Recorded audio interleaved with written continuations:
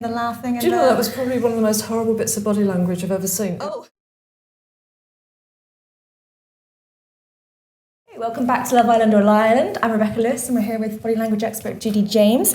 And this week we've got lots to talk about, but I really want to start with the big story this week, which was Amy's decision to leave. I think no matter what you think of her, it was the best thing for her to do. It was done in such a brilliant way. However, I want to talk about Curtis's reaction. So let's just watch the clip. I'm leaving today. I don't think this is a good idea. I'm leaving today. If we can't take a meaningful friendship from this, what was the point of the whole first 4 weeks? I hope you find someone that makes you so, so happy. Okay?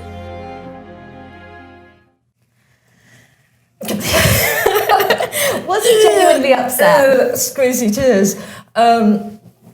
I think he was probably treading on his own foot to get those out. Listen, Amy played it very well because she went for maximum guilt trip before she left. Okay. Instead of bringing down the wrath of whatever and giving it all the aggressive signalling and everything, she suddenly and very strangely, I have only ever wanted you to be happy. What the hell? Yeah, of course you do. You know, he's just the nicest man. That is just... anyway, and I think she probably knew that would affect Curtis because he does want to be the nice guy. And suddenly, she was almost playing it as though it was the other way around. You know, I always want you to be happy. That's all I want. And therefore I'm going because I love you so much. And her body language was all full of nods and smiles. Yeah. And I think that probably, his brain probably did a 360, what's going on here? I was expecting him to be angry with me or something. His reaction was, it was as though, I mean, he did start squinting and doing things with his eyes and then we got tears rolling. But who knows what that was about? I mean, clearly she was sodden with tears by that stage, poor woman. I think he probably realised that what she was doing was going to make him look maximum bad in there because she was being so nice. And then walking back in with the others hand in hand, saying, oh, you're my first family, like she was Wendy out of Peter Pan, you know, these are my children, my babies, and I'm leaving you because of him, but because I love him. I don't think it worked that well in the long run. I think they're all quite pleased to get off the hook, but I think it will haunt them for quite a long while. What were Curtis's cues, though? You said that you didn't think he was genuinely upset. What was it in his body language that makes you think that? He didn't seem to know what to do. Curtis is quite a low reactor. He tends, when something happens, to just kind of... I've said it before, it's like his batteries have come out, and it was like his batteries had come out there. His face did go red, and I think when he looked at her, and you could see that he did cry, genuine tears came out, but it wasn't quite congruent for me. It was as though, I think sometimes when we see somebody crying, she was really, really, really, poor thing, crying, it's a kind of animal reaction to reflect those tears, and I had a feeling, because he has recovered quite quickly, hasn't he? Yes, and we'll talk about that now. So Amy's gone, Curtis is going to crack on with Maura, and we saw them kiss in last night's episode, even though it's kind of part of a game. But I want to focus on a one-on-one conversation, because I think that might tell us a bit more about their body language. I've booked an appointment with you, through her. I understand why she was coming from with She it has first. her appointment book. I could buy her an appointment book. How about that? Don't rise to it. No, I'm not. I don't care.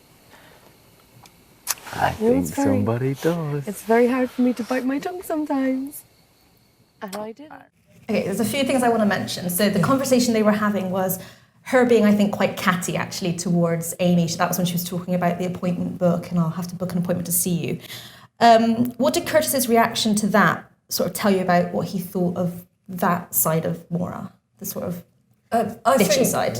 He always sits as though he's conducting a job interview more than anything else, and he uses that tone of voice. He did then suddenly mirror her slightly and use empathy and join in the kind of, oh, what am I like, body language. But then we got this. Yeah. Now, in a way, when people mime that, it can be playful, but when it's playful, I don't mean that he in any way wanted to punch her, but it was almost as though he felt that he should, you shouldn't have done that, Yeah. really. So although he was laughing for his own survival in there, I think that gesture was a little bit of a reminder that I don't really want to join in with the bad stuff. Yeah, that's a really good point, actually, because I was going to say the body language between the two of them in the entire conversation, I didn't really feel like they were mirroring each other too much, but maybe you think they were? No, only where because he was doing this job interview thing, and then she kept doing this coy thing that she started doing, which I do not believe in at all. I know people say, oh, isn't it wonderful that he has made her go coy? So she's,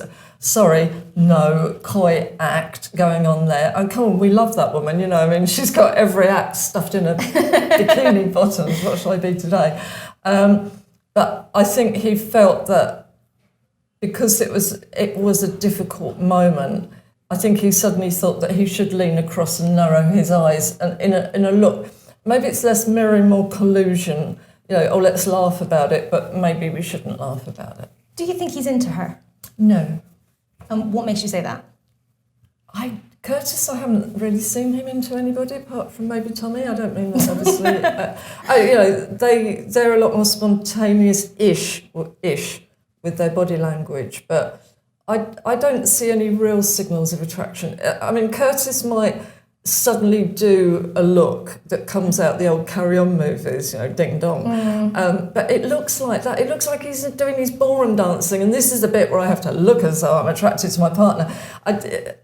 It all looks for me a little bit contrived. I don't think I've seen him really. I mean, what does he do when he fancies somebody? Takes his shades off. I mean, it's so 1950s Carry On movie technique. But no, I'm not seeing attraction there. Or her for him. I was going to say... Or her for him. Why do you think... Why would she? In the real world, this is a woman that went in there for the alpha male, the Tommy of the show, the one that would be a big trophy outside, the one that has clearly got this sportsman background thing. Why would she suddenly also be attracted, not only to everybody else that's spare, because I think she knows let's clutch at straws. And again, I think she's a great person in the villa. I think she's probably the funniest person in there. But no, I think Curtis is just a plot line for her. They're not in any way, shape or form going to form an attachment that for me would be genuine. Why do you think she's suddenly gone for this whole coy, sort of quiet Mora? Because she knows that. I mean, the big problem she's got with Curtis is that he goes for the slightly more innocent woman, and if he's only had one relationship, she probably knows she's going to scare not the pants off him, but the pants onto him. I mean, and I think she wants to not do that. So we've all been there and done it. A little bit of coyness going on, and she'll feel to him maybe less predatory. Let's talk about Michael and Amber. In last night's episode, his heart rate was raised the most by Amber and not Joanna. And I wanted to look a bit at his reaction and their sort of ongoing non-relationship. Michael, your heart rate was raised the most by Amber. It's happened to the best of us, bro. I think he's got quite a good poker face in that scene, but would you disagree or agree? Slightly overdoes the eyes. You get people doing that in court. It wasn't me. He kind of has, but then because he's normally wearing that sort of grin, I think it doesn't look like the real him. So we know he's putting it on. I will just say about the pulse rate racing, that can also be a fear response, by the way, or an anxiety response or a nervous response. When your ex is giving you a lap dance and your current Very good point. And your current's been given a bit of a short straw in terms of outfit as well. I'm not sure the flapper headband, I probably would have lost that. I mean, she's gorgeous, but, I don't think that was particularly enhancing for her. I don't think he's still into Amber, but I think he does enjoy the fact that she doesn't seem to have moved on. And based on what we've seen of him and Joanna, and then obviously like last night, Amber was crying and they were having a conversation on the other side of the villa, sort of, I don't want to say they were being mean, but they weren't very sympathetic. And I wondered what you were thinking of what Michael thinks of Amber and if he does feel any empathy in any way. I think she never was the one for him. I don't think we've seen him with the one yet. I don't think he's that into either of them. And I think now he's beginning to call a little bit on Joanna, because every time they have a conversation, it almost seems to be a semi-argument or some kind of meaty discussion going on. There's not a lot of what one would have called canoodling going on between the two of them. And I think possibly he might think, well, I picked the more grown-up option. It maybe isn't working, but I can't show that. Amber clearly is showing a certain attraction still to him, so he probably wants to keep his options open. I mean, if he's got any chance of winning, he probably needs to get back with Amber. Yeah, I would agree. Yeah. Keeping in mind we do only get 1 hour of the show out of 24 hours in the villa, I do wish we were seeing more of Ovi, who came in from Casa Amor and is already like a massive fan favourite. Let's talk about his date with Francesca. No, I went to the States when I was 16. I played in Virginia. Then I was in Pittsburgh for 2 years. But more about you, less about me, more about you. I want to know about you. Who would you say you've got your eye on? Obviously, I'm here, so I appreciate it. I appreciate it. Just really quickly, I think Francesca was giving off all the classic flirting signs, would you say? The hair flicking and the laughing. And Do you know, that was probably one of the most horrible bits of body language I've ever seen. Oh, it was tell me why. Fake laughter, fake hair flicking. I mean, I don't know very what he OTT, wasn't it? He's not that funny, you know. And he's a nice guy. When he gets to what he's going to say, he's quite interesting. But she was doing this, you know, wide open mouth, over-congruent body language.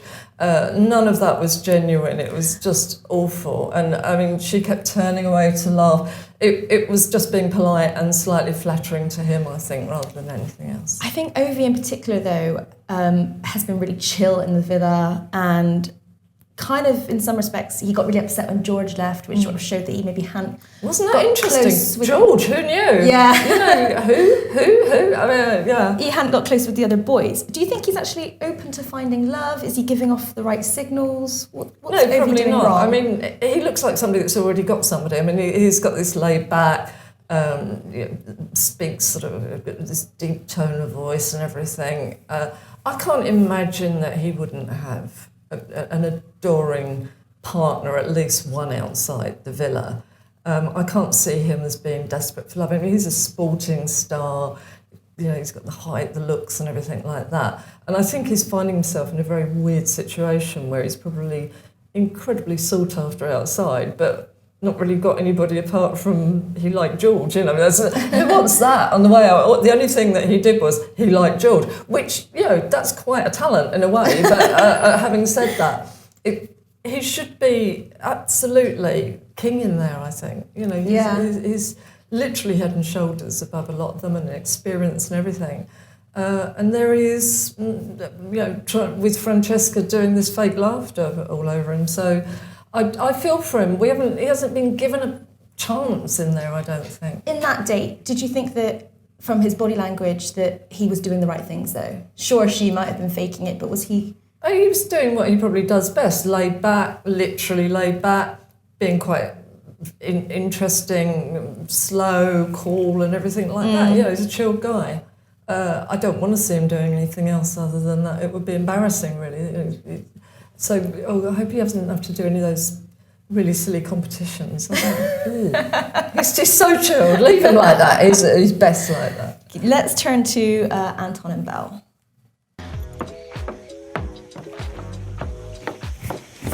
Just coming to say hi. Look lovely. Thank you. Nice. Have a good time. Enjoy. Okay, so these two have been together maybe coming up 2 weeks now, but it still seems quite awkward.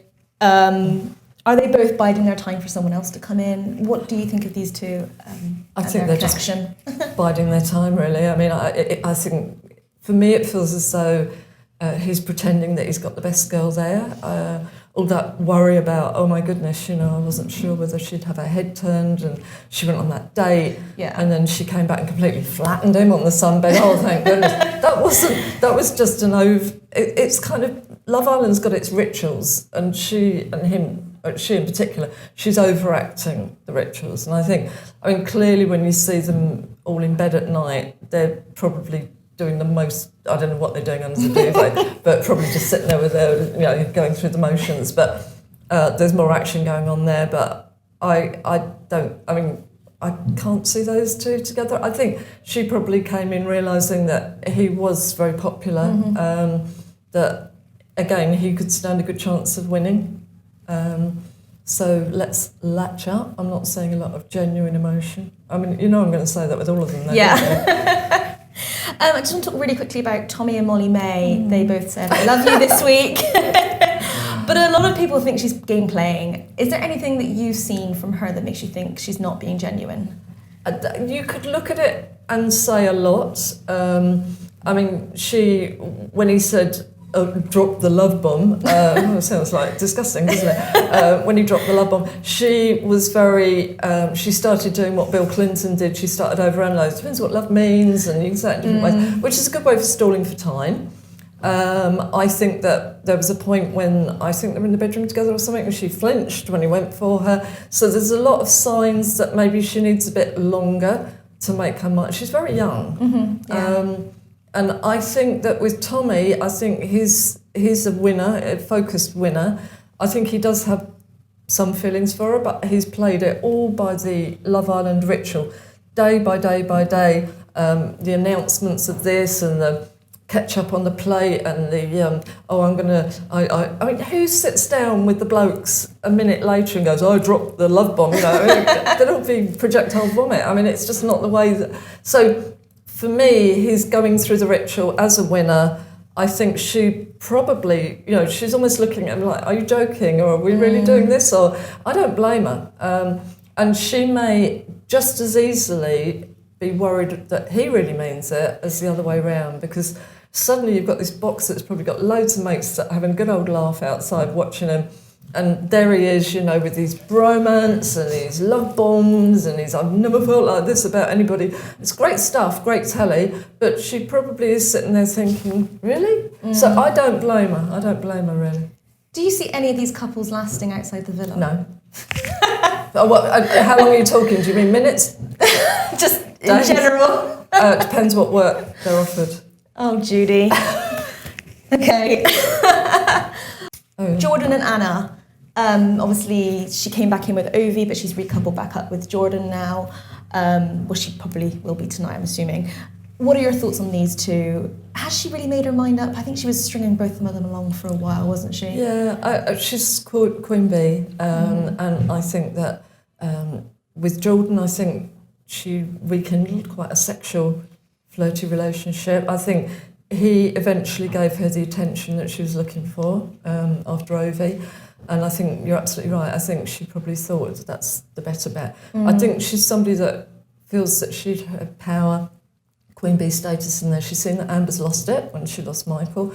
And I think having two guys was good for her. And having a sort of a lasting relationship with Jordan suits her in there. I'm not seeing a lot of genuine affection. Maybe lust, but genuine affection. I'm not sure.